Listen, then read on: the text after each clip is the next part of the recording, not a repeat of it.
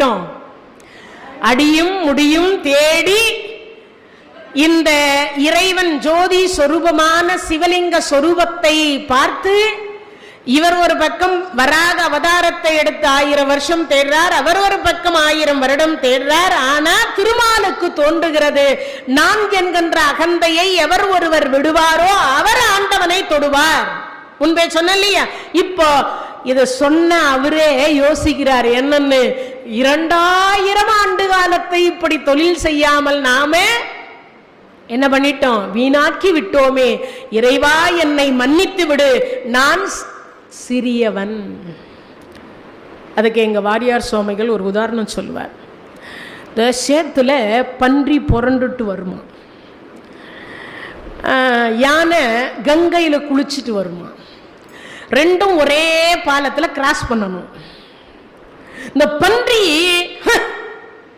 யானை வருது, நான் விலக மாட்டேன். அந்த பன்றி மேய்க்கிறவர் சொல்றார், அது யானை ஒரு மிதி மிதிச்சா உன் கதி அதோ கதி, அது வராது, நான் என்ன சொல்றேன் பாரு அப்படின்னு வச்சு. அதுக்கு யானை பாகன் சொல்றார், அப்பா அது பன்றி வருது. இல்லை சுவாமி, நான் கங்கையில் குளிச்சுட்டு வரேன், அதுவோ சேற்றில் புரண்டு விட்டு வருகிறது. அது ஒரு சிலுப்பு சிலுப்பிச்சுன்னா அந்த சேறு என் மீது படும். நான் கங்கையில குளிச்சதனுடைய பலன் இல்லாம போயிடும். அதனால அதுவோ மறுபடியும் சாக்கடைக்கு தான், அந்த பக்கம் இருக்கிற சாக்கடைக்கு போகுது. ஆனா நான் அந்த பக்கம் இருக்கக்கூடிய இறை ஆலயத்திற்கு போக போறேன். அதனால அவன் சிறியவனாக இருந்தாலும் கூட, என் உருவம் பெரியதாக இருந்தாலும் கூட விட்டு கொடுத்து போனால் கெட்டு போக மாட்டோம், நானே விலகிக் கொள்றேன்னு அது விலகிச்சு. இந்த பன்றி இந்த பக்கம் கரையை தாண்டி வந்தது. பன்றி மேய்க்கிறவர்கள் சொன்ன பத்திய அது வராதுன்னு நான் சொன்ன பத்தியான்னுச்சு. அப்போ இந்த யானை பாக நடத்தல அந்த யானை சொன்னதான், எவன் ஒருவன் சிறியவனிடத்தில் உருவத்தில் பெரியவனாக இருந்தாலும் கூட எவன் ஒருவன் விட்டு கொடுத்து விலகி செல்லுகிறானோ அவன் பெரியவன், அவன்தான் பெரியவன். அப்போ இங்க சொல்றது எது? இவர் சொல்றார், ஆதிமூலம் என்கின்ற இறைவன் சொல்றார், இறைவா நான் பெற்ற பிள்ளை என்னையே எதிர்த்து யுத்தம் செய்கிறான், ஆனா அவனே பெரியவனாக இருக்கட்டுமே. ஆனா நீங்க கொடுத்த வேலையை நான் 2000 ஆண்டு காலம் வீணாக்கி விட்டேன், என்னை மன்னியுங்கள், நானே சிறியவன் ஒத்துக்கிட்டு என்ன பண்ணிட்டார்? இறைவா மன்னியுங்கள், நான் என் தொழிலுக்கு போறேன்னு போனார். அப்படி போகிற பொழுது சொன்னார் சிவபெருமான், உனக்கு மட்டுமே பூமியில் உருவ வழிபாடு உண்டாகட்டும். அதனாலதான் கிருஷ்ணருக்கு ராமருக்கு எல்லாருக்கும் உருவ வழிபாடு. இன்னைக்கும் நரசிம்மர்ல இருந்து வராக அவதாரம், கூர்ம அவதாரத்துல இருந்து கிருஷ்ண அவதாரம் வரைக்கும், ராம அவதாரத்துல இருந்து எல்லாமே உருவ வழிபாடு செய்வதற்கு காரணம் திருவண்ணாமலை.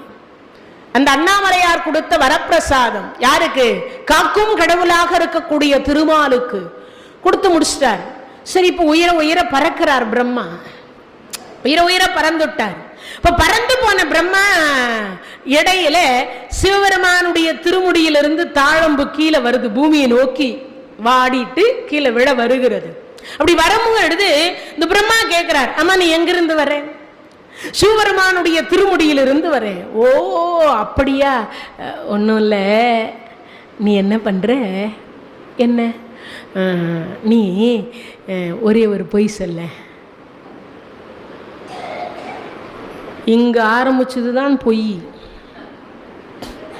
அது வரைக்கும் சத்தியமா பொய் கிடையாது. உலகத்தில் எங்கேயுமே பொய் கிடையாது. அப்ப நான் உடனே கேட்டுறாதீங்க, அப்ப இதுக்கு பிள்ளையார் சுழி போட்டவர் இவர் தானான்? ஆமா, நீங்கெல்லாம் நம்மளை படைச்சவனே பொய் சொல்றான்னா நாம சொன்னா தப்பு இல்லையா? படைச்சவனே பொய் சொல்லி இருக்கானா இல்லையா? அப்ப நாம சொன்னா என்ன தப்பு இருக்கு? தப்பு இல்ல. அப்ப அவர் பார்த்தார், தான் பெரியவன் என்பதை நிரூபிப்பதற்காக ஒரு சாதாரண ஒரு அறிவு இருக்கக்கூடிய தாளம்பூவை அழைத்து வந்தார். அழைத்து வந்து சொல்றார், சுவாமி வணக்கம். வணக்கம். பிரம்மா திருமுடியை கண்டீர்? ஓ கண்டீரே. அம்மா நீ கண்டதற்கு யார் சாட்சி? அதுக்கு இந்த தாளம்பூ நீ தானே பார்த்தாய் சொல்லு. இந்த இடையில பாருங்க எங்க லஞ்சம் வந்ததுன்னு இப்பதான் நீங்க எல்லாம் கவனிக்கணும்.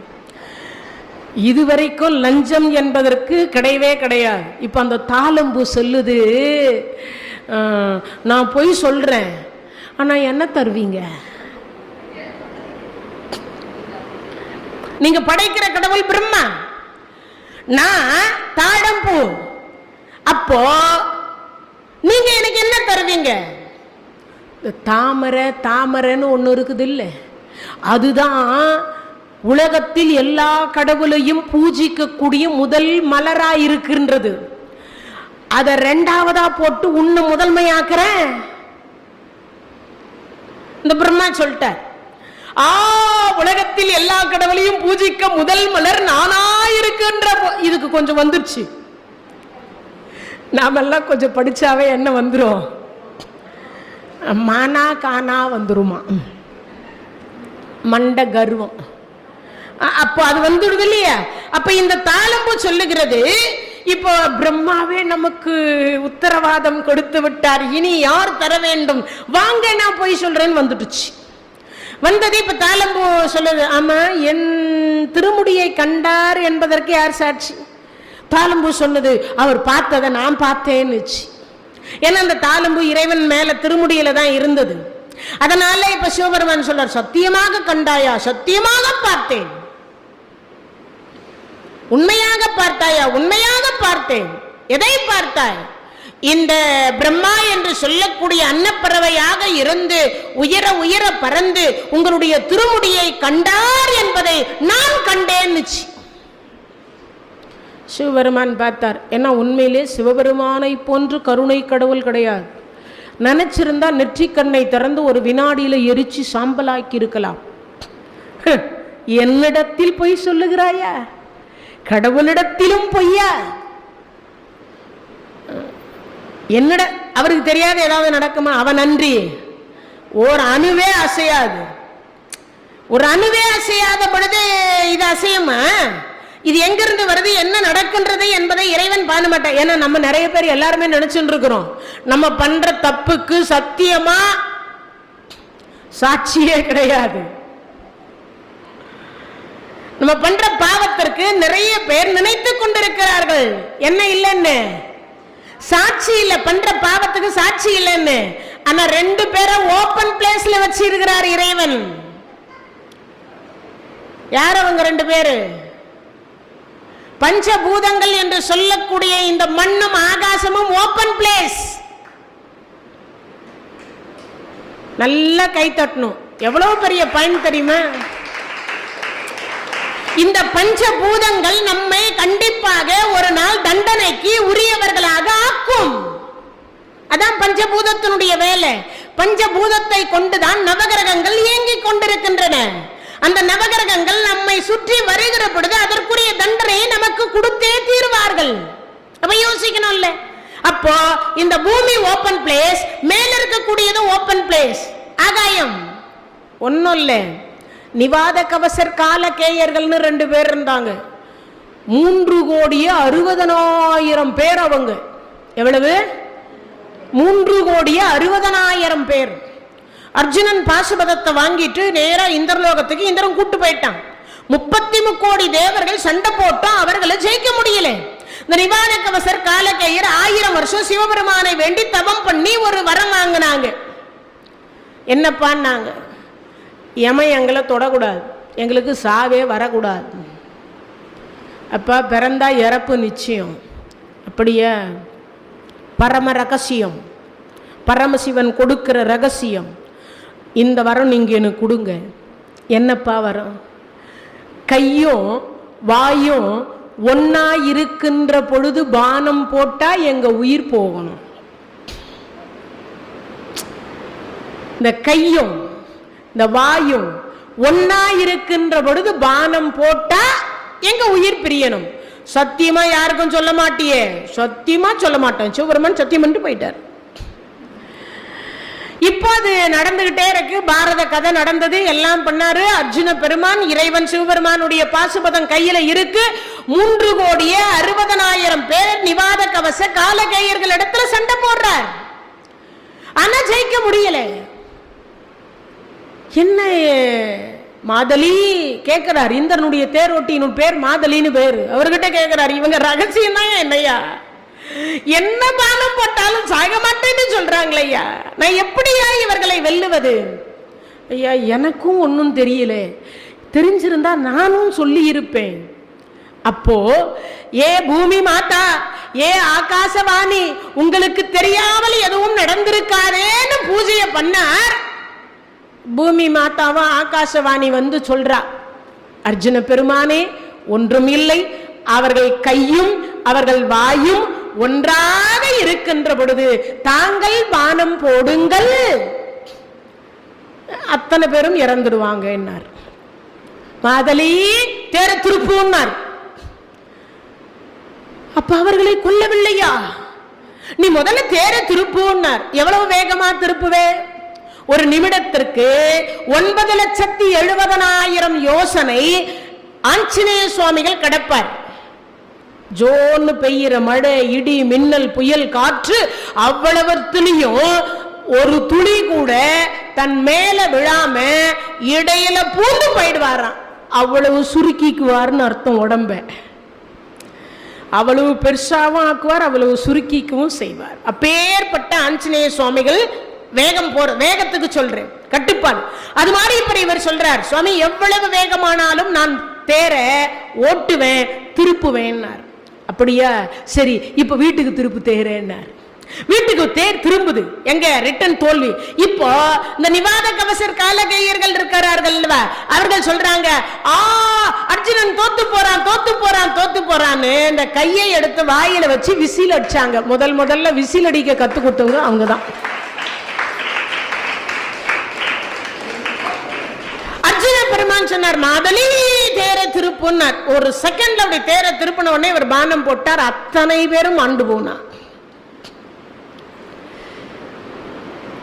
இப்ப யோசிங்க, அர்ஜுன பெருமான் பாசுபதத்தை கையில் வைத்துக் கொண்டு அவர்களுடைய பரம ரகசியம் என்ன என்று தெரியாமல் 33 கோடி தேவர்களுக்கும் தெரியாத பொழுது அந்த அர்ஜுன பெருமானுக்கு காட்டி கொடுத்தவர்கள் யார் என்று சொன்னால் அந்த ஆகாசவாணியும் இந்த பூமி மாதாவும். நாம் செய்யக்கூடிய தவறுகள், பாவங்கள் என்று சொல்லக்கூடியது யாருக்குமே தெரியாது என்று செய்தாலும் கூட நிச்சயமாக பஞ்சபூதங்களுக்கு தெரியாமல் நீங்கள் எந்த பாவத்தையும் செய்ய முடியாது. இதான் நிஜம். அப்ப அந்த பஞ்சபூதங்களே நமக்கு தண்டனையும் தரும். நீ நல்லது பண்ணா நல்லது கிடைக்கும், கெட்டது பண்ணா கெட்டது கிடைக்கும். அதான் உண்மை. அப்போ இங்க சொல்லுகிற பொழுது பார்த்தார், இறைவனுக்கு அவருக்கு தெரியாம ஒன்னும் நடக்க போறதில்ல. அவர் இவங்க 2 பேரும் நினைச்சுட்டு இருக்காங்க, பேசினது யாரு, பிரம்மாவும் தாளம்பூவும் பேசினது யாருக்குமே தெரியாது என்று அவர்கள் நினைத்துக் கொண்டிருக்கிறார்கள். அவர் இறைவனுக்கு தெரியாம ஏதாவது நடக்குமா? ஏன், பஞ்சபூதமாக இருக்கக்கூடியதே அவர்தான். முன்பே சொன்ன இல்லையா, மண்தலம் திருவாரூர் காஞ்சிபுரம், ஆகாயம் சிதம்பரம், நெருப்பு திருவண்ணாமலை, திருக்காலத்தி வாயு தலம், நீர்த்தலம் திரு ஆனை காவல். இப்ப பஞ்சபூதத்திலையும் இருக்கார. இந்த தலங்கள் பூமியில தானே இருக்கு, ஆகாயத்தில் இருக்கா? இல்ல இல்லையா? நம்ம உடம்புக்குள்ளும் பஞ்சபூதங்கள் இருக்கின்றது. விடுற மூச்சு காத்து, குடிக்கிற தண்ணி, உடம்பு முழுவதும் நெருப்பு, சூடு. இந்த வயிற்றுல இருக்குது சூடு, அது இல்லைன்னா ஜீரணம் ஆகாது. அதிக ஜுரம் வந்தால் சாப்பிட மாட்டீங்க, ஜன்னி வச்சாலும் சாப்பிட மாட்டீங்க. அப்பன்னா இந்த உடம்பினுடைய சூடு, நீங்கள் டாக்டர்கிட்ட போய் செக் பண்ணும்போது பார்த்தீங்கன்னா சொல்லுவாங்க, பிபின்னு ஒன்று சொல்கிறோம் இல்லையா, அதுக்கு என்ன அர்த்தம்? கிட்டத்தட்ட 90லேருந்து ஒரு 90 எவ்வளவு இருக்கணும், 90லேருந்து 100க்குள்ள இருக்கணுமா? 99 அதான் நார்மல் இல்லையா? 100 போனா கொஞ்சம் பிபி இருக்கு சொல்றமா இல்லையா? அதுக்கு அர்த்தம் அவங்க எதை வச்சு கண்டுபிடிக்கிறாங்கன்றீங்க, இந்த உடம்பினுடைய சூடு வைத்துதான் கண்டுபிடிக்கப்படுகிறது. இந்த உடம்பினுடைய சூடை வைத்துதான் அப்போ இந்த உடம்புல ஈட்டு இருக்க ஜுரம் நமக்கு டெஸ்ட் பண்றாங்களே, எப்படி 102 டிகிரி ஜுரம் சொல்றமா இல்லையா? எதை வைத்து? அப்ப காற்று இருக்கு, நீரினால் தான் இந்த உடம்பு இயங்கிக் கொண்டிருக்கிறது, அடுத்து நெருப்பினால் தான் இந்த உடம்பு இயங்கிக் கொண்டிருக்கிறது. இப்ப 3 ஆயிடுச்சு. வாழ்றது எங்க வாழ முடியும்? பூமியில தான் நடக்க முடியும். ஆகாசத்துல நடக்க முடியுமா? முடியாது. அதுக்கப்புறம் ஆகாயம் என்கின்றது தான் நமக்கு என்ன கொடுக்குது? காற்றை சுவாசிப்பதற்கு கொடுக்கின்றது. அந்த ஆகாயத்தில் இருந்து வரக்கூடிய புவியீர்ப்பு இசை என்று சொல்லக்கூடியதன் மூலியமாகத்தான் நாம நடக்க முடியும். இல்லைன்னா நம்மளால அந்த இடத்துல தான் பறக்கணும். இந்த பூமியில நடக்கிறோம்னா அதற்கு நம்மளுடைய உடம்பில் இருக்கக்கூடிய பஞ்ச எந்திரங்கள் என்று சொல்லக்கூடியது இயங்கிக் கொண்டிருப்பதனால் தான் நம்மால் இதில் நடக்க முடிகிறது. இல்லைன்னா நிச்சயமா கீழே தொப்பு தொப்புன்னு தான் விழுவோம். யாரா இருந்தாலும் விழுந்துதான் ஆகணும், வேற வழி கிடையாது. அப்போ புரிந்திருக்கும் நினைக்கிறேன். பஞ்சபூதங்களாக இருக்கக்கூடியவன் இறைவன். ஆனா அவனிடத்திலேயே போய் இந்த தாளம்பு பொய் சொல்லுகிறது. என்னன்னு சொல்லுது? நான் பார்த்தேன்னு. அப்பதான் இறைவன் சொன்னார், இறைவனுக்கு கோபம் வரும், வந்தா எரிச்சிருவார். ஆனா இது ஒரு சாதாரண ஒரு அறிவு படைத்த தாவரம். ஆனா எய்தவன் இருக்க அம்பை நோகலாம சொன்னது யாரு? பிரம்மா. படைக்கக்கூடிய கடவுள் அந்த படைத்த உயிரினத்தின் கிட்ட நீ ஒரு பொய் சொல்லுன்னு சொல்லி கொடுத்தவர் யாரு? இவர் தானே. அப்போ ஒரு பிரம்மா சொன்னா, ஒரு மேல் அதிகாரி சொன்னா, என்ன பொய் சொல்ல சொன்னா நான் சொல்லிதானே ஆகணும். என்ன சொல்ல சொன்னா நான் சொல்லிதானே ஆகணும். இப்போ தலைப்பு இன்னைக்கு கண்டினியூ ஆக வேண்டியது அண்ணாமலையார் கதை. ஆனா எனக்கு நிகழ்ச்சியை கொடுத்தது திருமலா திருப்பதி தேவஸ்தானம். இன்னைக்கு கீதையினுடைய சிறப்பு. அப்போ அவர்கள் மேலிடத்துல இருந்து சொல்றாங்க, இன்னைக்கு 1 மணி நேரம் அவர் கொடுத்தார். நான் ஒரு 5 நிமிஷத்துல முடிச்சிடலான்னு தான் நினைச்சேன். அவர் என்ன சொன்னார்? இன்னைக்கு கீதையினுடைய சிறப்பை 1 மணி நேரம் நீங்கள் அவர்களுக்கு சொல்லுங்கள். ஆனா பகவான் ஏற்கனவே நான் என்ன நினைச்சேன், பகவானை ஏமாத்தலான்னு நினைச்சேன். 5 நிமிஷத்துல ஷார்ட்டா முடிச்சுட்டு அண்ணாமலையார் தொடலான்னு. ஆனா அந்த பகவான் பார்த்தாரு, அவ்வளவு சீக்கிரம் நான்லாம் விடமாட்டேன்னு 1 மணி நேரம் ஆக்கிட்டார். உண்மையா இல்லையா? அப்ப ஏற்கனவே அவன் பிக்ஸ் பண்ணி வச்சிருக்கிறான். உனக்கு எப்படி தெரியும் 5 நிமிஷம் என்று? நான் கீதையை ஷார்ட்டா 5 நிமிஷம் தான் சொல்லணும்னு நினைச்சேன். ஆனா அது 1 மணி நேரம் கிளாஸா படிச்சேன். உண்மை அதுதானே? அப்போ இறைவன் என்று சொல்லக்கூடியவர் அவருக்கு தெரியாம ஒன்னும் நடக்க போறதில்லை. ஏற்கனவே அது பிக்சிங் ஆயிடுச்சு. அப்போ இங்க சொல்லும் பொழுது என்ன சொல்றார்? அவர் செய்தது யாரு? படைத்தவர் செய்த தப்பு. குற்றம் யார் பேர்ல?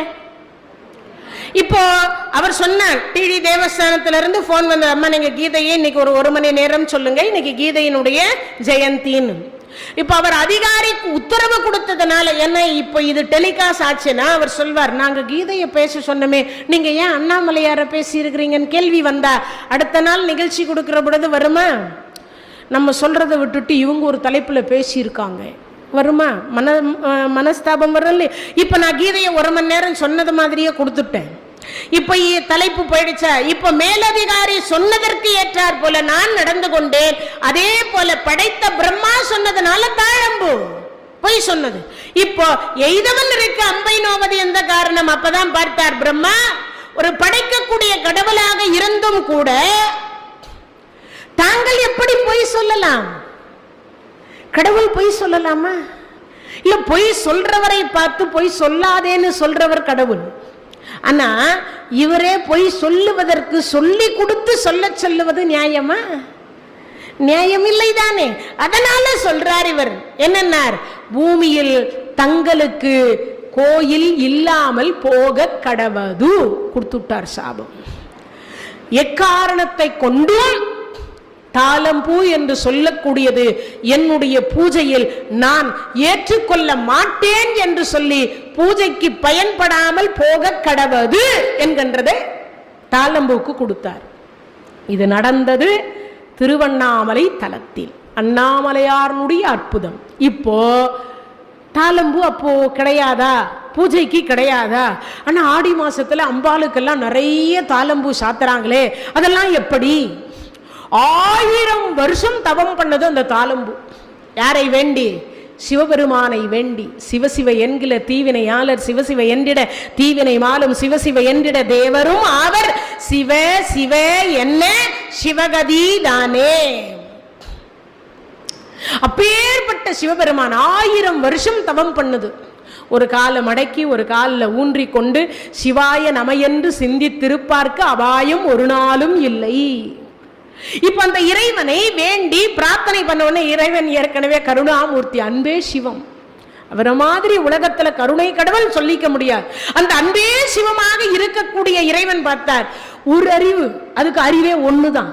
தாவரம் எல்லா மரம் செடி கொடிக்கு எல்லாத்துக்குமே அறிவு ஒண்ணுதான், வளர தெரியும், அவ்வளவுதான், வேற ஒண்ணும் தெரியாது. ஆனா அந்த ஒரு அறிவை வைத்தே அது ஆண்டவனை 1000 வருஷம் தவம் பண்ணி இருக்கு. யோசிச்சு பாருங்க, நாமெல்லாம் எத்தனை வருஷம் தவம் பண்ணணும்னு பாருங்க. நமக்கு இறைவன் எத்தனை அறிவு கொடுத்துக்கிறார்? 6 அறிவு. ஒரு அறிவுக்கே அது 1000 வருஷம்னா நமக்கு 6 அறிவு கொடுத்த இறைவனுக்கு சரண கமலாலயத்தை அரை நிமிஷ நேரமட்டில் ஒரு நாளைக்கு 30 செகண்டாவது இறைவனுக்காக ஒதுக்கணுமா வேண்டாமா? ஒரு அறிவு கொடுத்ததற்கே 1000 வருஷம். நமக்கு 6 அறிவு கொடுத்திருக்கிறார். ஒரு நிமிஷத்துல அரை நிமிஷம். நான் சொல்லல, அருணகிரி சொல்றார். என்னன்னு? சரண கமலாலயத்தை அரை நிமிஷ நேரமட்டில், அவ்வளவுதான், ஒரு 30 செகண்ட் போதும் இறைவனை தன்வசப்படுத்துவதற்கு. இருக்க இடம், உண்ண உணவு, உடுக்க உடை கொடுத்த இறைவா, அரிது அரிது மானிடராய் பிறத்தல் அரிது, கூன் குருடு செவிடு பேடு நீங்கி பிறக்க வைத்த இறைவா, இது கூட இல்லாமல் எவ்வளவோ பேர் இருக்கிறார்கள், அதையும் தாண்டி என்னை கொடுத்திருக்கக்கூடிய இறைவா உனக்கு நன்றி. இவ்வளவுதான். இது சொல்றதுக்கு எவ்வளவு நேரம் முடியும்? சொல்லணும் இல்லையா? அப்ப இதை சொல்ற. இப்ப சொன்ன அடுத்த வினாடி அது 1000 ஆண்டு காலம் தவம் செய்ததுனால என்ன? கடவுள் இல்லையா?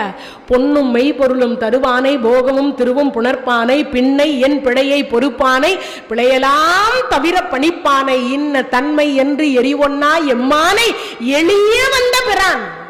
யார் அவரு? சிவபெருமான். பொன்னும் மெய்பொருளும் தருவானை, போகமும் திருவும் புணர்ப்பானை, பின்னை என் பிழையை பொறுப்பானை. சிவபெருமான் மட்டும்தான் பிழை பொறுக்கக்கூடிய கடவுள். தப்பே பண்ணா கூட தண்டனை கொடுக்க மாட்டாராம். இப்ப தப்பு பண்ணது தாளம்பூ. ஆனா என்ன சொல்றார்? 1000 வருஷம் தவம் பண்ணதுனால ஓடோடி வந்தார். குழந்தை என்ன வேணாம் அப்படி கேட்கல.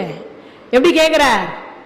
தாளம்பூ என்ன வேணும்? சுவாமி, உங்கள் பூஜையில் என்னை ஏற்றுக்கொள்ளாவிட்டாலும் பிற பூஜையில் ஏற்றுக்கொள்ளும்படி என்னை செய்ய வேண்டும். சரி, அப்படியே ஆகட்டும் சுவாமி. என் பிழையை பொறுக்கக்கூடியவராக இருந்தால் சிவராத்திரி அன்றைய தினத்தில் 3வது கால பூஜையில் என்னை வைத்து பூஜிக்கும்படி தங்கள் ஆணையிட வேண்டும். இறைவனிடத்தில் நாமெல்லாம் கேட்கணும். என்ன கேட்கணும்? சுவாமி, உங்களை பூஜிக்கக்கூடிய முதல் ஆளா நான் இருக்கணும். எத்தனை மணிக்கு? காத்தால சூரியன் வந்து 10 மணிக்கு அங்கே வருவார். அப்போ எழுந்து உட்கார்ந்து நமஸ்காரம் சூர்யா. அத்தனை மணிக்கா சொல்றது? சூரிய உதயத்துக்கு முன்னாடி சொல்லணும் கடவுளை. சூரியன் உதிக்கின்ற பொழுது சொல்லணும். அவர் உதயமாகிற பொழுதுதான் சூரிய நமஸ்காரம். உச்சிக்கு வந்ததுக்கு அப்புறம் சூரிய நமஸ்காரம் பண்ண கூடாது இல்லையா? அப்ப உதயமாகிற பொழுதுதானே சூரிய நமஸ்காரம். இங்க இறைவனை கண்ட அடுத்த வினாடி அது கேட்டது. ஏன்னா இடிச்சிருவாரோன்னு ஒரு பயம், வரம் கேட்டா கொடுப்பாரோன்னு ஒரு பயம். அந்த பயத்தையே கேட்ட அந்த ஒரு வினாடி அது கொடுத்தார் பாருங்க. அப்போ அந்த தாளம்பூ கேட்ட உடனே 3வது ஜாமம், இன்னைக்கும் சிவராத்திரி அன்றைய தினத்துல எங்கிருந்தாலும் 3வது ஜாமம், 4 ஜாமம் நடக்கும் இல்லையா சிவராத்திரியில? அதுல 3வது ஜாமம் 1 மணியிலிருந்து 3 மணி வரைக்கும் சிவபெருமானுக்கு அந்த 12 மணியிலிருந்து 3 மணி வரைக்கும் பூஜை பண்ற பொழுது ஒரே ஒரு தாழம்பூவாவது கொண்டு வந்து வச்சிருவாங்க. சரிங்க, நேற்றுக்கு என்னமோ இன்னொன்னு சொன்னீங்களே, தாளம்பூ எப்பவுமே வருஷம் 365 நாளும் வைக்கிறாங்கன்னு சொன்னீங்களே, உத்தரகோச மங்கை என்று சொல்லக்கூடிய தலத்தில் மட்டும் 365 நாளும் தாளம்பூ சாற்றப்படுகிறது. ஏன்னு கேட்டா, திருவண்ணாமலை தலம் தோன்றுவதற்கு முன்னதாகவே உத்தரகோச மங்கை தோன்றியதாக வரலாறு. திருவண்ணாமலை தலம் தோன்றிய 5 லட்சம் ஆண்டு காலம் ஆகிறது என்று சொன்னால், அப்போ உத்தரகோச மங்கை தோன்றி எவ்வளவு ஆண்டு காலம் இருக்கும்? உத்தரகோச மங்கையில் தான் ராவணனுக்கும் மண்டோதரிக்கும் திருமணம் நடந்த இடம் உத்தரகோசமங்கை. தெரிஞ்சுக்கணும், ராமாயணத்துல ராவணன் என்று ஒருவன் இருந்தான் இல்லையா, அந்த ராவணனுக்கும் மண்டோதரிக்கும் திருமணம் நடந்த இடம் உத்தரகோசமங்கை. அப்ப யோசித்து பாருங்க, அப்பேற்பட்ட ஒரு சிறப்புக்கு உரிய தலம் உத்தரகோசமங்கை. 365 நாளும் சிவபெருமானுக்கு அங்கு தாளம்பூ சாற்றப்படுகிறது. சிவராத்திரி மற்ற ஆலயங்கள்ல சிவராத்திரியில 3வது கால பூஜையில் மட்டும் தாளம்பூ செலுத்தப்படுகிறது. இப்போ இவர் கதை முடிஞ்சிடுச்சா? தாளம்பூ 1000 வருஷம் தவம் பண்ணி இறைவன் திருவடியை சேர்ந்துருச்சு. இப்ப பிரம்மாவுக்கு கோயில் இல்லை. இப்ப பிரம்மாவுக்கு கோயில் கிடையாது, பூமியில பிரம்மாவுக்கு கோயில் கிடையாது. இப்ப கோயில் இல்லாம போன உடனே இந்த விஷயத்தை சொல்லி நாராயணர்கிட்ட வந்து அழுகிறார். யாரு? அப்பா அப்பா, நீங்க தான்ப்பா என்ன படைச்சிங்க, ஆனா உங்களையே எதிர்த்து சண்டை போட்டு 2000 வருடம் வேஸ்டா போனது இல்லாம இப்ப வேற ஒரு சாபத்தையும் வாங்கிட்டு வந்திருக்கேன்பா. என்னடா சாபம்? அப்பா அப்பா, சிவபெருமானாக இருக்கக்கூடியவர் இந்த பூமியில் எனக்கு கோயில் இல்லாமல் போக கடவுது என்று சாபத்தை கொடுத்து விட்டார். அப்படியா? அவர் கருணாமூர்த்தி.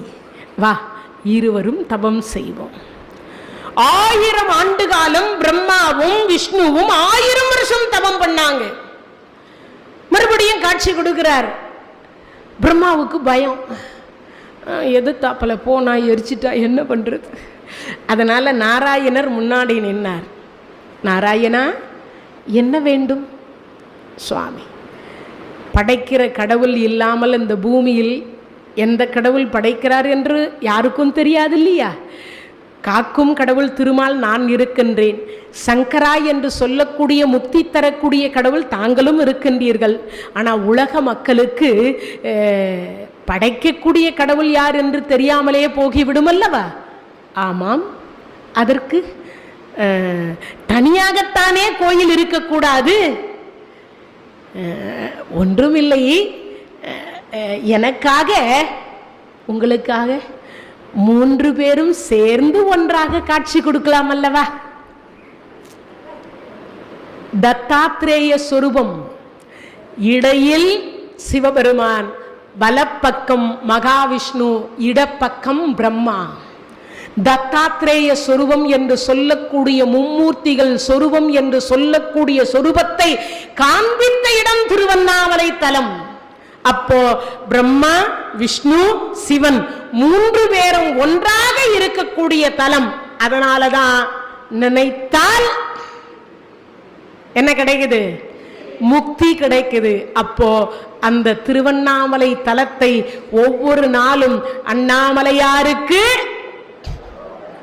சொல்லணுமா இல்லையா? கண்டிப்பா சொல்லணும் தானே. அப்பேற்பட்ட ஒரு சிறப்புக்கு உரிய தலம் திருவண்ணாமலை தலம். அப்போ பிரம்மாவினுடைய சாபம் விமோச்சனமான இடம். தாளம்பூ என்று சொல்லக்கூடிய ஒரு பூவினுடைய சாபத்தை போக்கிய இடம். திருமாலாக இருக்கக்கூடிய பெருமாளுக்கு பூமியில் உருவ வழிபாடு உண்டாகட்டும் என்று சொல்லக்கூடிய தலம் திருவண்ணாமலை. அதே மாதிரி இன்னொன்னு சிவபெருமானுக்கு அங்க மட்டும் இல்லை. ஏன்னா உருவ வழிபாடு ஒரு பிரச்சனை. ஏன்? ரொம்ப அழகா இருக்கார், நம்மள மாதிரியே இருக்கார் அப்படின்னு எல்லாம் நினைப்போம் இல்லையா? அப்புறம் வேற ஏதாவது நினைக்க தோணுமா இல்லையா? அதனால பார்த்தார், இனி எனக்கு ஜோதி சொரூபத்தினுடைய அந்த லிங்கோத்பவர் என்று சொல்லக்கூடிய சிவலிங்க சொரூபத்திலேயே உலகத்தவர்கள் வணங்கட்டும். அதனாலதான் சிவபெருமானுக்கு என்ன வழிபாடு இல்லை? உருவ வழிபாடு இல்லை. லிங்கோத்பவர் என்று சொல்லக்கூடிய சிவலிங்க சொரூபத்தில் எல்லா சிவன் கோயிலையும் பாருங்க என்ன இருக்கும்? சிவலிங்க சொரூபம். ஆனா ஒரே ஒரு தலத்துல மட்டும் எதுல இருக்கு? சிதம்பரத்துல என்ன கோலத்தில் இருக்கார்? ஆடல் ராஜனாக சிதம்பர நடராஜ பெருமானாக இருக்கிறார். எல்லா சிவாலயத்திலையும் பிரதோஷ கால வழிபாட்டில் சிவபெருமானுடைய உருவம் இருக்கும். லிங்கத்தை வச்சு பூஜை பண்ண மாட்டாங்க. என்ன பண்ணுவாங்க? அபிஷேகம் பண்ணுவாங்க. ஆனா என்ன சொரூபத்தில் இருப்பார்? உருவ வழிபாட்டில் பக்கத்துல அம்பாள் நந்தியம்பெருமானோடு காட்சி கொடுப்பாங்க. 2 பேருமே உருவ வழிபாட்டில் இருப்பாங்க. ஏன் அது சிவபெருமான் எப்படி இருப்பாரோ எப்படி இருப்பாரோ எப்படி இருப்பாரோன்னு உலகத்துக்கு தெரியணும்னா இல்லையா? அப்ப சிவபெருமான் எப்படி இருப்பார்? ஒரு கேள்வி வருது. கருப்பா இருப்பாரா சிவப்பா இருப்பாரா? ஆண்கள்னாவே கருப்பு தான் இல்லை? எல்லா அம்பாலும் கருப்பு. எல்லா அம்பாலும் காமாட்சி, மீனாட்சி, விசாலாட்சி, பார்வதி எல்லாம் கருப்பு. மீனாட்சி பச்சை மேனி, மரகத பச்சை மேனி, எல்லாருமே கருப்பு. அப்ப யார் சிகப்பு? சிவபெருமான். இந்த கண்டம் மட்டும் கருப்பா இருக்கும். ஆலகால விஷத்தை உண்டதனால அவருக்கு திருநீலகண்டர்னு ஒரு பேரு. அதனால அந்த கண்டத்துல அந்த விஷத்தை அம்பாள் இப்படி கழுத்துல பிடிச்சி நிறுத்தினதுனால அந்த இடம் கருப்பா இருக்கும். 1000 கோடி சூரியர்களை பிடிச்சி, எவ்வளவு? 1000 கோடி சூரியர்களை பிடிச்சி உரல்ல போட்டு இடிச்சு பொடிச்சு அதை எடுத்து ஒரு பாத்திரத்துல போட்டு உருக்கி வாத்தா எப்படி இருப்பாரோ அப்படி இருப்பாரு சிவபெருமான். சூரியன் அஸ்தமனம் ஆகும், பார்த்திருப்பீங்க. எவ்வளவு சிகப்பா இருப்பார், பிரகாசமா இருப்பாருன்னு பாருங்க. ஒரு சூரியனே இவ்வளவு பிரகாசமா இருக்காருன்னா 1000 கோடி சூரியரை பிடிச்சி இடிச்சு அதை ஒரு பாத்திரத்துல போட்டு அதை உருக்கி வாத்தா எப்படி இருப்பாரோ அப்படி இருப்பார் சிவபெருமான். அப்ப எவ்வளவு அழகா இருப்பார் யோசிச்சு பாருங்க. அப்ப இந்த அழகு யாருக்குமே தெரியுமா தெரியாதா? தெரியாம தானே போயிடும். லிங்கோத்பவர் அப்படி இருந்தா தெரியுமா? தெரியாதுல்ல. அதனாலதான் நந்தியம்பெருமான் மீது பிரதோஷ காலத்தில் இறைவனும் இறைவியும் உருவத்தில் காட்சி கொடுப்பாங்க. சிதம்பரத்தில் மட்டும் எதுல காட்சி கொடுப்பார்? நடராஜ சொரூபத்தில் காட்சி கொடுப்பார். சிதம்பர ரகசியம்னா என்னது? ஒண்ணும் இல்லாதது. முதல்ல எதை காட்டுவாங்க? தீபாராதனை. ஆகாயத்துக்கு தீபாராதனை காட்டுவாங்க. அதுக்கப்புறம் நடராஜரை காட்டுவாங்க. ஒண்ணும் இல்லாத வாழ்க்கைக்கு இவ்வளவு பிரச்சனை. வாழ்க்கை என்பது ஒண்ணுமில்லாத வாழ்க்கை. அதுக்கு நீ பெரியவரா நான் பெரியவரா, உங்ககிட்ட ஏழை பணக்கார லட்சாதிபதி கோட்டீஸ்வரன் டாட்டா பிர்லா இன்னும் என்னென்னமோ சொல்லி ஏழை பணக்காரன் எப்படியோ சொல்லி அப்புறம் நீ இந்த ஜாதி நான் இந்த ஜாதி, நீ அப்படி நான் இப்படி என்னென்னமோ சொல்லிக்கிறோம். ஆனா கொண்டு வந்தது ஒன்றும் இல்லை, கொண்டு போவதும் ஒன்றும் கிடையாது. இடைநடுவே இருக்கக்கூடியதுல தான் நம்மளை இவ்வளவையும் ஆட்டி படைக்குது. அந்த மனம் செம்மையாகணும். என்ன ஆகணும்? செம்மை ஆகணும். அப்போ அந்த செம்மை ஆகக்கூடிய ஒரு சிறப்பை தரக்கூடிய தலம்தான் என்ன தலம்? திருவண்ணாமலை. அதுக்கடுத்து நாளைக்கு பரணி தீபம். என்ன தீபம்? இந்த பரணி தீபம்னா என்னது? ஒரு வரணும் இல்லையா? அந்த பரணி தீபத்துக்குரிய ஒரு சிறப்பை தான் இப்ப நம்ம எல்லாம் தெரிஞ்சுக்க போறோம். ரொம்ப ரொம்ப உன்னதமான சிறப்பு இது. ஏற்றுறது ஒரு 5 விளக்கு வச்சு ஏற்றிட்டு அந்த விளக்கை நம்ம பார்த்தாவே போதுமானது. ஒரு ரொம்ப ஏற்றணும்லாம் அவசியம் இல்லை. உடனே நினச்சிக்காதீங்க நம்ம இவ்வளவு பேர் இருக்கிறோம் 5 விளக்கு ஏற்றினா மட்டும் போதுமா அப்படின்னு. நாளைக்கு ஒரு 5 விளக்கு ஏற்றணும். நாளைக்கு ஒரு 5 விளக்கு அகல் விளக்கு ஏற்றணும். மஞ்சம்மா கிட்ட இன்றைக்கே சொல்லிடுறேன்.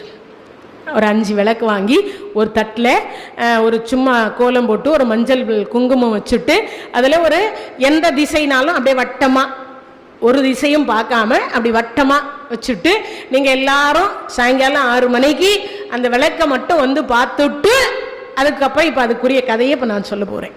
ஏன்னா முதல்ல விளக்கேற்ற சொல்லிடலாம். இல்லக விளக்கது இருள் கெடுப்பது, சொல்லக விளக்கது ஜோதி உள்ளது, பல்லக விளக்கது பலரும் காண்பது, நல்லக விளக்கது நமச்சிவாயவே. இல்லக விளக்கதுன்னா என்னது? வீட்டில் விளக்கேற்றணும் ஒரு அர்த்தம். இன்னொன்று, இந்த உடம்புக்கு வீடு எது? இதுதான். எது? இதயம். இந்த இதயத்தில் ஒரு விளக்கேத்தணும்னா அது இறைவன் இருக்கிற இடம்.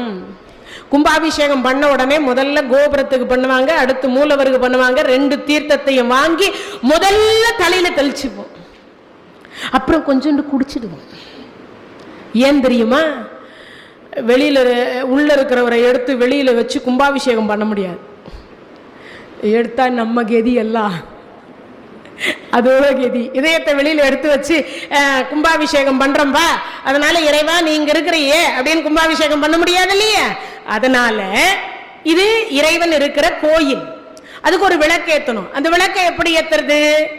இந்த புற உடம்பு என்று சொல்லக்கூடியதுல அக உடம்பு, அகத்தில் இருக்கக்கூடிய இறைவனுக்கு இல்லக விளக்கது, இந்த உடம்புக்கு விளக்காக இருக்கக்கூடிய இறைவன். அப்போ நல்லது மட்டும் இங்க கொண்டு போய் சேர்க்கணும்னு அர்த்தம், தீயதை சேர்க்க கூடாதுன்னு அர்த்தம். அப்போ நல்லதை கொண்டு போய் சேர்க்க சேர்க்க அங்க இருக்கிற இறைவன் சந்தோஷப்படுவார். அது விளக்காக பிரகாசமாகும்.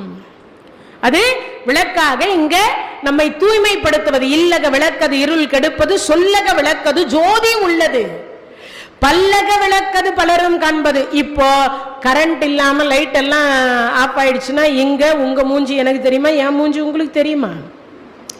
கருவறையில் இருக்கக்கூடிய இறைவனை காண்பதற்கு இருட்டில் போய் பார்த்தா பார்க்க முடியுமா? அப்பெல்லாம் கருவறையில் ஒரே ஒரு விளக்கு மட்டும்தான் வச்சுருப்பாங்க. இப்போ தான் பிரகாசமாக ஏசி அது இது எல்லாம் போட்டு ஒரு பெரிய செட்டப் பல்பெல்லாம் வச்சு பளிச்சுன்னு காட்டுறாங்க. அப்போ கருவறையை அப்படி காட்ட மாட்டாங்க. என்ன காட்ட மாட்டாங்க? பிரகாசமாக ரொம்ப பளிச்சுன்னு காட்ட மாட்டாங்க. ஏன் தெரியுமா? அது பிரகாசமாக நம்ம பார்த்தோம்னா அவருடைய பார்வை பட்டு நாம எரிஞ்சிருவோம். அதனால கருவறைய கொஞ்சம் மந்தமான நிலையில தான் காட்டினாங்க. ஆனா இப்ப என்னென்னமோ பண்ணி என்னென்னமோ பண்றாங்கன்னு வச்சுக்கோங்க, அது வேற. ஆனா அப்படி இருக்கணும். அப்போ கருவறை என்பது அவ்வளவு முக்கியமானது இல்லையா? அதனாலதான் சொல்லக விளக்கது ஜோதி உள்ளது, பல்லக விளக்கது பலரும் காண்பது. லைட்டு நிறைய சீரியல் பல்பு போட்டிருந்தா நம்ம கண்ணு அங்க நம்மளையே அறியாம அங்க போயிடும். என்னமோ விசேஷம் போல இருக்கு அப்படின்னு நினைக்க தோணும், உண்டா இல்லையா? அப்போ அந்த விளக்கு எரியக்கூடிய இடத்தில் இறைவன் இருப்பார், மகாலட்சுமியும் கூடவே இருப்பான்னு அர்த்தம். இப்போ சொல்லக விளக்கது ஜோதி உள்ளது, பல்லக விளக்கது பலரும் காண்பது, நல்லக விளக்கது. விளக்கேத்துற இடம் நல்லா இருக்கும், சௌக்கியமா இருக்கும், 16 வகையான செல்வம் இருக்கும், 8 லட்சுமி தாண்டவம் ஆடுவார். 8 லட்சுமி இருக்கிற இடத்துல திருமால் வந்துருவார், திருமால் வந்த இடத்துல பிரம்மா வந்துருவார், பிரம்மா வந்தா சரஸ்வதி வந்துருவார், சரஸ்வதி இவங்க எல்லாரும் ஒன்னா இருந்தா சிவபெருமன் தன்னாலேயே வந்துருவார். ஜோதி ஸ்வரூபமே அவர் தானே. திருவண்ணாமலை என்னது? ஜோதி தானே. அங்க ஏத்தன உடனே அவர் வந்துருவார்னு அர்த்தம். அப்ப இது புரிஞ்சிருக்கும் நினைக்கிறேன். அப்பேற்பட்ட தீபத்தில் முதல் நாள் நாளைய தினத்தில் திருக்கார்த்திகைக்கு முன்னதாக ஏற்றக்கூடிய தீபத்திற்கு பரணி தீபம் அப்படின்னு பேர். என்ன தீபம்? பரணி தீபம் அப்படின்னு பேரு. இப்போ கடோஷத பசிதம் அப்படின்ற நூல்ல, கடோ பசிதம் அப்படின்ற ஒரு நூல்ல கொடுத்திருக்காங்க இந்த பரணி தீபத்தினுடைய சிறப்புகளை. சரி, இந்த பரணி தீபம் ஏத்தணுமா? ஒரு கேள்வி. அந்த பரணி தீபத்தை ஏத்ததுக்கு என்ன காரணம் அப்படின்னு கேட்டா, அதுல பார்த்தீங்கன்னா நசிகேதன் என்ற ஒருத்தன் இருந்தான்.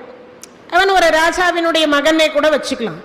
அவன் என்ன பண்ணான்னா, அவருடைய தந்தை யாகம் வளர்த்தார், உலக சேமத்திற்காக ஒரு யாகம் வளர்த்தார்.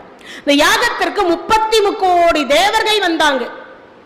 33 கோடி தேவர்கள் வந்து, இந்த 33 கோடி தேவர்களும் வந்தவர்கள் என்ன பண்ணாங்கன்னா, யாகத்துக்கு வந்துட்டு போனா தானம் அதிகமா கொடுக்கணும். உலகத்தில் ராஜசூய வேள்வி என்று சொல்லக்கூடியதை செய்த ஒரே ஒரு ராஜா யாருன்னா தர்மராஜா. அதே போல அஸ்வமேத யாகம் செய்தவர் யாரான்னு கேட்ட ராமபெருமான். இதெல்லாம் யாகம், யாகத்துக்குரிய சிறப்புகள். யாகம் செய்தால் மலை வரும், யாகம் செய்தால் 33 கோடி தேவர்களுக்கு சாப்பாடு கொடுத்த புண்ணியம் கிடைக்கும். நம்மள மாதிரி சாப்பாடு சாப்பிட்றவங்க இல்லை, அவங்கெல்லாம் என்ன சாப்பிட்றவங்க? திரவிய பொருள். 108 திரவிய பொருள் அந்த யாகத்தில் போடுறோமே, அதுதான் அவங்களுக்கு சாப்பாடு. அதில் ஊற்றக்கூடிய நெய் என்று சொல்லக்கூடியது தான் அவங்களுக்கு தீர்த்தம், தண்ணி.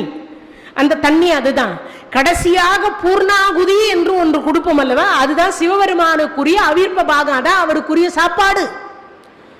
அப்போ இந்த 33 கோடி தேவர்களுக்கு சாப்பாடு போட்ட புண்ணியம் ஒரு யாகம் வளர்த்தா கிடைக்குது. இப்போ இந்த நசிகேதனுடைய தந்தை யாகம் வளர்த்தார். அந்த யாகத்தில் எல்லா தேவர்களும் வந்திருந்தாங்க. ஒவ்வொரு தேவர்களும் பார்த்து, சுவாமி எனக்கு இது வேணும் எடுத்துக்கோங்க, சுவாமி எனக்கு இது வேணும் எடுத்துக்கோங்க, சுவாமி எனக்கு இது வேணும் எடுத்துக்கோங்க, எல்லா பொருளையும் தானத்தையும் கொடுத்துட்டு இருந்தார். இந்த நசிகேதன் போனா, அப்பா அப்பா எல்லாவற்றையும் தானம் கொடுத்து விட்டால் அப்ப எனக்கு என்னையும் தானம் கொடுத்து விடுவீர்களா? ஆமாம். அந்த நேரத்தில் யம தர்மராஜா அங்க வந்து நின்னார். யமனே உனக்கு என்ன வேணும்னார். உங்க பையன்தான் வேணும். சற்றும் யோசிக்காதவர் என்ன பண்ணிட்டார், எடுத்துட்டு போன்ட்டார். எல்லாருக்கும் கொடுத்தேன் தானம், உங்களுக்கு கொடுக்கலன்னா அது பிரச்சனை தானே. உயிரோட யம தர்மராஜா கூட்டு போறாரு. உயிரை கொன்ற அல்ல, உயிரோட யமலோகத்துக்கு கூட்டு போனார். உயிரோட யமலோகத்துக்கு கூட்டு போன அந்த யமலோகத்துக்கு போற வழியில யமலோகம்னு இருக்கக்கூடிய இடத்துல ஒவ்வொருத்தருக்கும் ஒவ்வொரு தண்டனை கொடுத்துட்டு இருக்காங்க. ஒருத்தரை நெருப்புல போடுறாங்க, ஒருத்தரை சுண்ணாம்புல சுடுறாங்க, ஒருத்தரை சீவுல போட்டு வச்சிருக்கிறாங்க, ஒருத்தரை ரத்தத்தில் உதிரத்தில் போட்டு வச்சிருக்கிறாங்க, ஒருத்தர் சீவையும் ரத்தத்திலையும் ஒன்னா போட்டு வச்சுக்கிறாங்க, ஒருத்தர் அட்டைப்பூச்சியில போட்டு வச்சுக்கிறாங்க, சில மிருகங்கள் கொடிய மிருகங்கள் இருக்கிற இடத்துல போட்டிருக்காங்க, சில பேர் பாம்பு தேளு நண்டு இருக்கக்கூடிய இடத்துல இருக்கிறாங்க, சில பேர் ஆணு கதறிட்டு இருக்காங்க, சில பேர் தங்க உடம்பெல்லாம் என்னென்னமோ பண்ணுதேன்னு பார்க்கிறாங்க, சில இடத்துல நாற்றம் எடுத்த இடத்துல கொண்டு போய் அவர்களை விட்டுருக்கிறாங்க. இப்படி பலவிதமான சொல்வீங்களே என்ன கொப்பரை, இதெல்லாம் வந்து யமலோகத்தினுடைய தண்டனை. இதெல்லாமே யமலோகத்தினுடைய தண்டனை. இந்த யமலோகத்தினுடைய தண்டனையை இதை கொடுக்கிறார், எல்லாம் கொடுத்துட்டு இருக்கார். இந்த நசிகேதன் பார்த்தான், சுவாமி நில்லுகோ, பூமியிலையும் கொடுமை, இந்த யமலோகத்திலையும் கொடுமையா, இவ்வளவு கொடுமையா நான் பார்க்கணுமா சுவாமி? இதுக்கெல்லாம் விமோசனமே இல்லையா? ஏன் இவர்களை இவ்வளவு தண்டனை கொடுக்கிறீர்? இவங்கெல்லாம் என்ன செஞ்சாங்க அப்படி? அப்ப படம் போட்டு காட்டுறார். அங்க ஒவ்வொருத்தருக்கும் ஒரு தண்டனை சொன்ன இல்லையா? அப்ப சொல்றார், இவர் பொருளை இச்சித்து பொய் சொன்னவர், பொருளுக்கு ஆசைப்பட்டு பொய் சொன்னாராம். இவர் கன்றுக்கு பால் ஊட்டாமல் கட்டி வச்சு இழுத்து அந்த கண்ணுக்குட்டி பாலே இல்லாமல் இறந்து போச்சு. இவர் பட்சியை கூண்டில் பதைக்க அடைத்தவர். இப்போ ஒரு பறவையை கூப்பிட்டு அடைச்சி வச்சுட்டு அதுக்கு நான் சோறு போடுறேன், அதுக்கு நான் தீனி கொடுக்குறேன், அதுக்கு அதை பண்றேன்னா பட்சி கூட்டத்தோட தான் இருக்கணும். பறக்கக்கூடியதை போய் கூண்டுல வச்சு அடைச்சி சித்திரவதை பண்ணா அதுக்குரிய தண்டனை நம்ம அனுபவிச்சு தானே ஆகணும், உண்டா இல்லையா? அப்ப அது ஒரு பாவம் தானே. அப்புறம் சில நேரத்தில் இதெல்லாம் சொல்றார். இது அப்புறமா பார்த்தார், அவ்வளவுதான் நல்லவங்க மனசை நோக செய்யறது. அதுக்கப்புறம் பார்த்தீங்கன்னா கணவன் மனைவி சண்டை போடும் பொழுது கணவன் மனைவியை இது எல்லாம் ஒவ்வொன்னா பிரிச்சு சொல்றார். கொலை, கற்பழிப்பு, திருடுறது, பொய் சொல்றது, ஏமாற்றுறது, எல்லாவற்றையும் பட்டியலிட்டு ஒவ்வொருத்தரும் என்னென்ன தவறுகள் செய்தார்கள் அந்த தவறுக்குரிய தண்டனையை அனுபவிக்கிறாங்கன்னு காமிச்சார். என்ன தண்டனை அவங்க பண்ணாங்க அப்படின்னு. ஒரு பாட்டி, அந்த பாட்டி என்னடான்னா எப்பயும் நெல்லு குத்தும். அந்த நேரத்தில் ஒரு சிவடியார் அம்மா பிச்சாந்தேகின்னு வந்தார். நல்லா தானே இருக்கிற பிச்சை எங்க போய் வேலை ஒரு பிடி அரிசி கொடுன்னு அந்த தாத்தா தினமும் வர்றார். தினமும் இந்த கிழவி திட்டி அனுப்புது. ஒரு நாள் கோவம் வந்துட்டு இந்த உலக்கைய தூக்கி அடிச்சுது.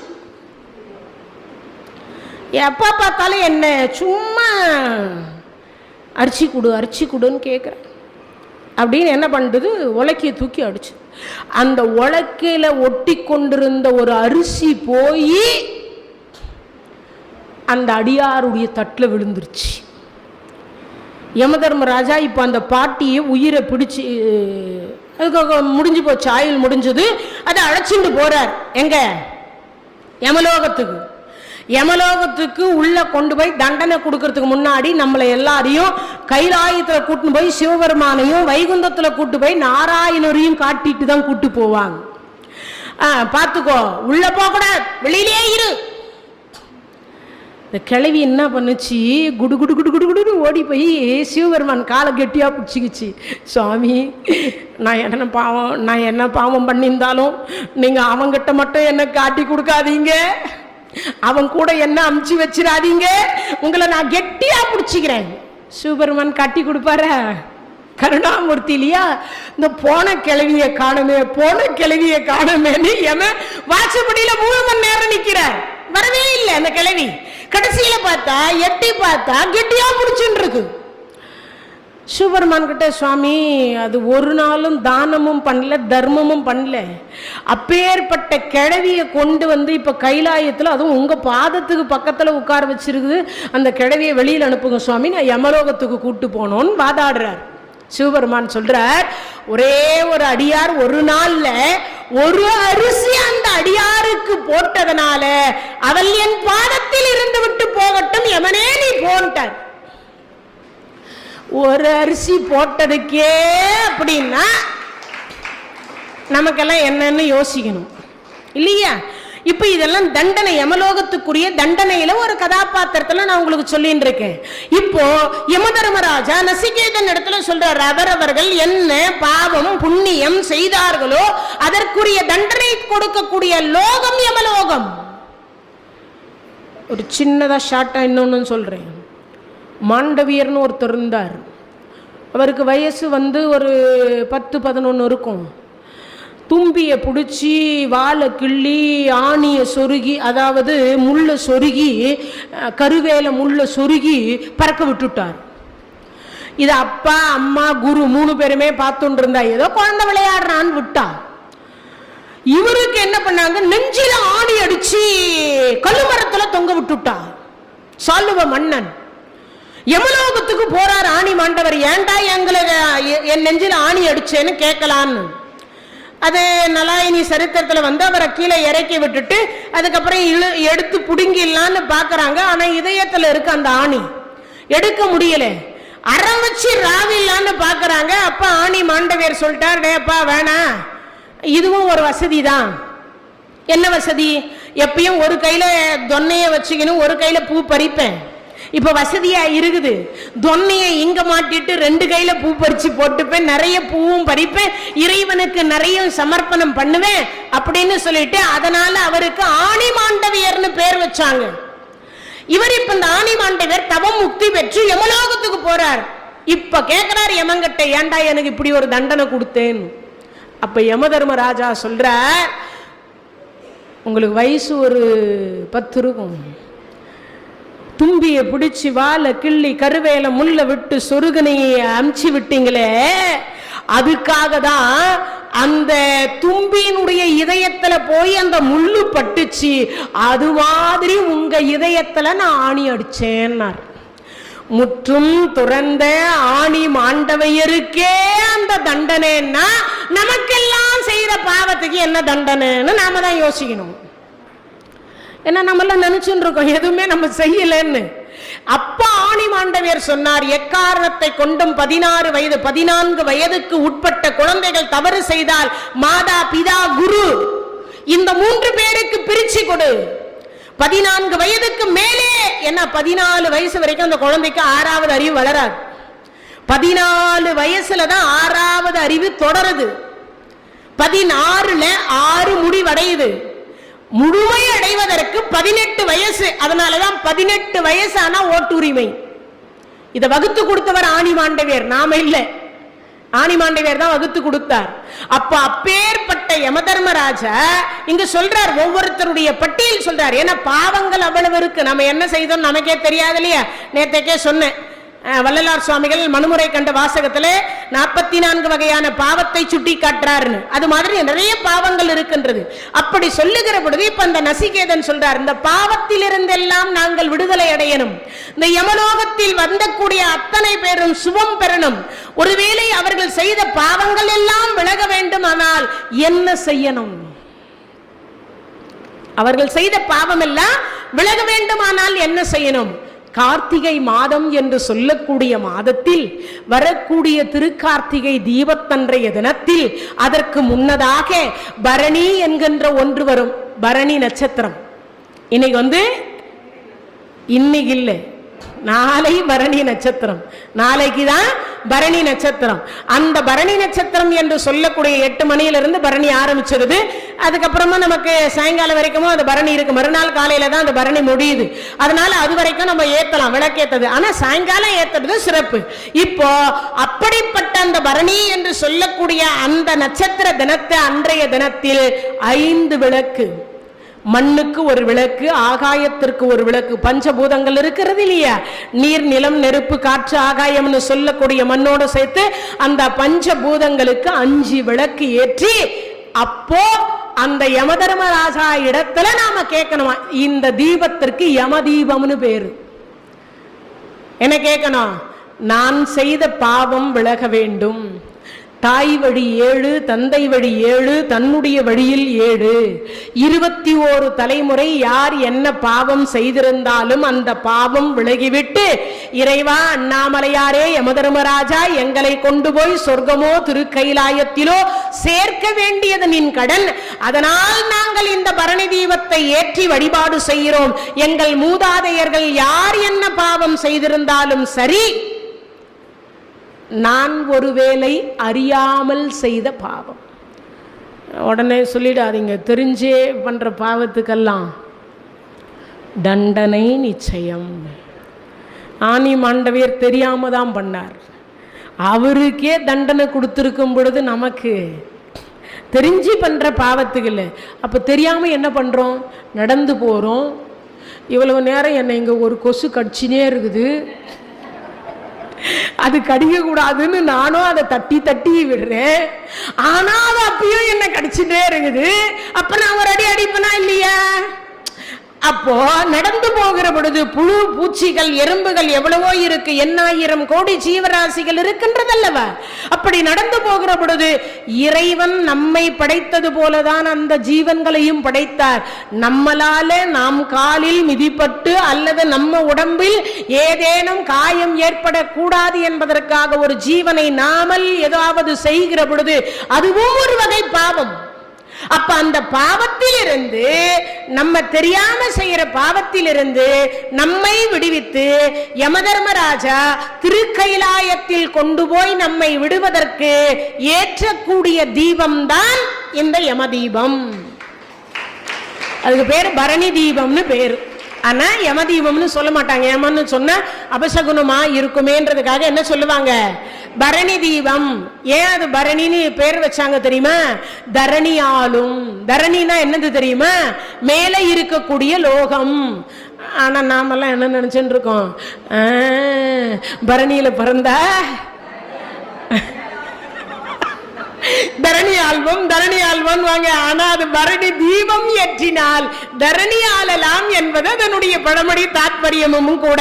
அதனால முடிஞ்ச வரைக்கும் நாளைய தினத்துல அந்த 5 தீபத்தை ஏற்றிய 6 மணிக்கு மேல வச்சுட்டு எல்லாருக்குமே அந்த திருக்கைலாய பதவி கிடைக்க வேண்டும் என்று அந்த ஒரு நிமிடம் அண்ணாமலையாரையும் உண்ணாமலை அம்மையாரையும் நினைத்து யமதர்மராஜாவையும் ஒரு செகண்ட் நினைத்து வழிபாடு செய்தோமே ஆனால் நிச்சயமாக நம்ம எல்லோருக்கும் திருக்கைலாய பதவியோடு அண்ணாமலையார் முக்தி என்ன தருவார்? நினைச்சாலே முக்தி இல்லையா? அந்த திருவண்ணாமலை என்று சொன்னாலே முக்தி தரக்கூடிய அந்த அண்ணாமலையார் நிச்சயமாக நமக்கு முக்தி என்கின்ற ஒன்றை நல்குவார் என்பதை சொல்லிக்கொண்டு, நாளைய தினத்தில் உங்களை போன்ற பெண்ணாக இருந்து வடக்கு கோபுர வாசல் என்று சொல்லக்கூடிய வாசலை கட்டிய அம்முனியம்மாள் அப்படின்னு சொல்லக்கூடிய அம்மாளையும், அந்த அம்மா அங்க மட்டும்தான் கோபுரம் கட்டியிருக்காளா, வேற எங்கேயாவது ஒரு பெண் கட்டியிருக்காளான்னு சொல்லும் பொழுது ஸ்ரீரங்கம் என்று சொல்லக்கூடிய, ஏன்னா நம்மால சாதிக்க முடியாதது உலகத்தில், பெண்ணால் சாதிக்க முடியாதது உலகத்தில் எதுவும் இல்லை. அப்போ ஸ்ரீரங்கத்தில் வெள்ளையம்மாள் என்று சொல்லக்கூடிய ஒரு அம்பாள் ஒரு ஸ்ரீரங்கத்தில் இருக்கக்கூடிய செல்வத்தை காப்பாற்றி இருக்கின்றால் அந்த சரித்திரத்தை எல்லாம் திருவண்ணாமலையின் அற்புதம் என்று சொல்லக்கூடிய தலைப்பினுடைய தொடர்ச்சி நாளையும் தொடரும் என்பதை தெரிவித்துக் கொண்டு இவ்வளவு நேரம் இந்த நிகழ்ச்சியை கேட்டுக்கொண்டிருந்த அனைத்து அடியார் பெருமக்களுக்கும் தனம் தரும், கல்வி தரும், ஒரு நாளும் தளர்வறியா மனம் தரும், தெய்வ வடிவு தரும், நெஞ்சில் வஞ்சமில்லா இனம் தரும், நல்லன எல்லாம் தரும். உலகத்துல எத்தனை கோடி நல்லது இருக்கோ அத்தனையும் அந்த அண்ணாமலையாரும் உண்ணாமலை அம்மையும் தந்தருள வேண்டும் என்று சொல்லி இந்த நிகழ்ச்சியை நிறைவு செய்து மீண்டும் நாளை காலை 10 மணிக்கு அண்ணாமலையாரின் அற்புதம் என்று சொல்லக்கூடிய தலைப்பில் சந்திப்போம் என்று கூறி விடைபெறுகின்றேன். நன்றி, வணக்கம். தென்னாடுடைய சிவனே போற்றி, எந்நாட்டவர்க்கும் இறைவா போற்றி, வெற்றிவேல் முருகனுக்கு அரோகரம், அண்ணாமலையாருக்கு அரோகரம். நன்றி, வணக்கம்.